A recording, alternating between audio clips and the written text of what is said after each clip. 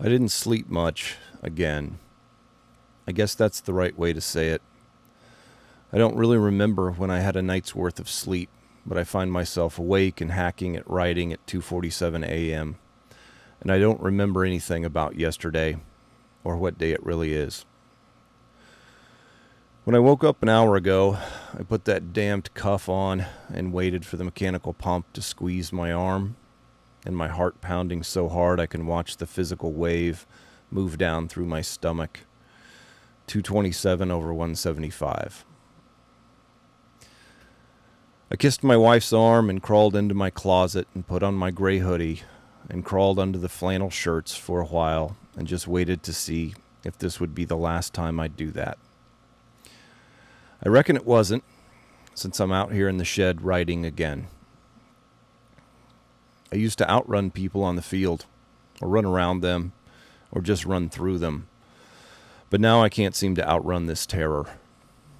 I could jump over people on the court, but my 8th grade nickname is a painful reminder. Air Fletch feels like all the air is let out, and I can barely catch my breath. At least I can remember some of that power, and looking at my sleeping wife, and once again looking at that hole I punched in the drywall of our bedroom a couple weeks ago. Or was it a couple months? Either way, I haven't repaired it yet. Where did I put my tools? I seem like I talked with some people this week about doing some online work for them, and I wrote some notes down about it, but I can't remember where I put them or where I saved them on my computer. And these damned updates and moving things around and how my computer works. My fingers punch in the password without thought. But then it's like I'm looking at a map of some strange land written in a foreign language.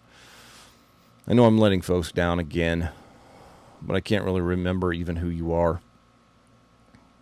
I remember things from before that day in 2018 pretty well. Sitting on the bluff overlooking Turnagain Sound with my brother Jake and cousin Zach after coming out of fishing camp in Alaska. Some of the touchdowns I scored in the 90s. An old poem my grandma used to repeat about how many days are in the months. Saying my vows and how my wife looked on that day in 2013. The way search engines work. But fuck you, WordPress, for updating your interface again. What is this page editor? And how the hell do I get H tags to work in it? And I remember being able to think well about how to figure things like that out. That last one's a tough one. Trying to think after that day feels like trying to get a little chunk of eggshell out of an egg white. Seeing it and getting close to it, and as hard as I concentrate and I try to pinch and get a hold of it, it just scoots away. I know I need to be able to get a hold onto that thing and in that thought to see something clearly. But what thought was that again? I'm not afraid of dying anymore.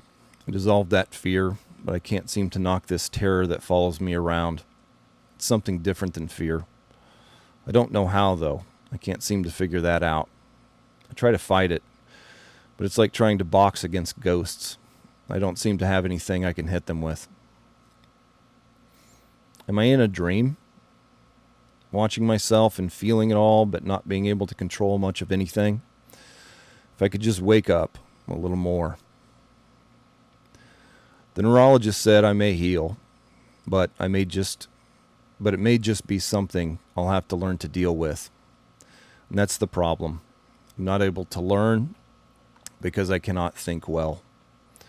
I just can't grab that piece of eggshell and hold on to it long enough to make any sense of anything. There are times that terror goes away, but it takes more and more alcohol to get to those moments. And that isn't a long-term solution as far as I can tell. Enough of my brain is working to realize that, but not enough to figure out what to do about it. The Xanax and diazepam are now a problem as well. I wish I'd never have filled those damn prescriptions. For a while they quieted the 50 different radio stations playing in my mind all the time after that day. But now they don't do anything unless I stop taking them, when it gets even more chaotic. I need to heal, but I can't find any foothold. But I do remember that somewhere on this ship that is my mind is the pilot's room. But it seems to move. And I retrace my steps and it just isn't there. And sometimes I do find it and can see it, but the door's locked and nobody's at the helm. I know how to steer this brain well enough, but I'm locked out and just having to watch and listen, and the memories of my days all blend together and then evaporate. I need to be able to think properly to try to figure out what to do, but I don't seem to be able to right now. It's been over a year.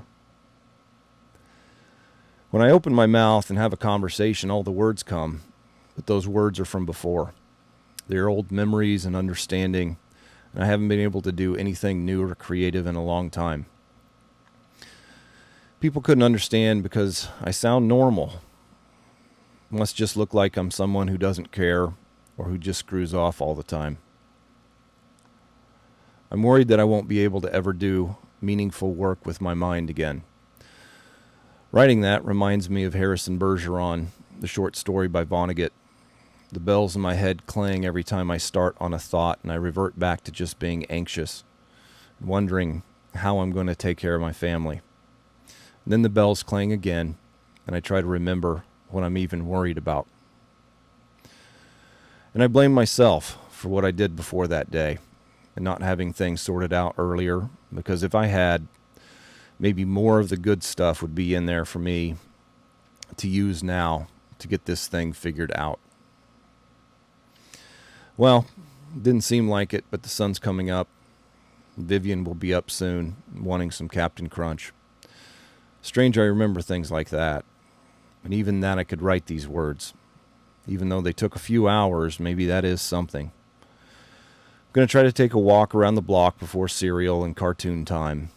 Hope the sirens and helicopters aren't adding more noise in trying to sort out this signal. Maybe someday I'll be able to reread this and make some sense out of it, but maybe not. Maybe at least someday one of my kids could understand why I was like I was when they were little and make some sense of what probably looks like me being upset with them. It was just frustration with myself, girls, and I'm sorry.